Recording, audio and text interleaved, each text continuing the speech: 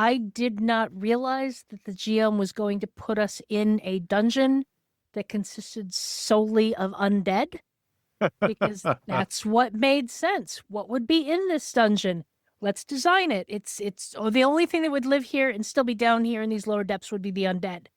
And I got a, beguiler as a halfling character, which meant my weapon did no damage to the undead because they were mostly skeletons, and I had a piercing weapon that did half damage because I was a halfling, and so I was maybe doing 1 or 2 points of damage. And then my illusions were absolutely useless because it was all undead.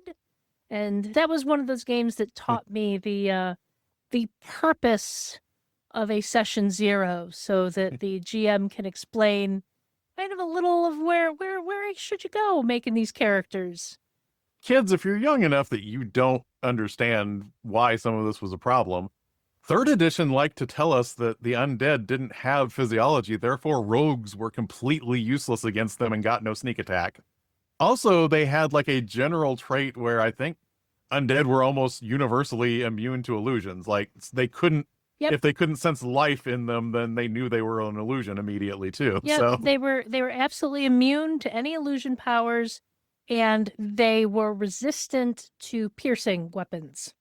Yeah. So yeah, that's kind of rough. That's the kind of rough. One thing I ran into in that dungeon that wasn't an undead was a mimic that pretty much almost ate my character, and I had to be rescued by the other party members. Oh goodness. I'm not bitter. No, not at all.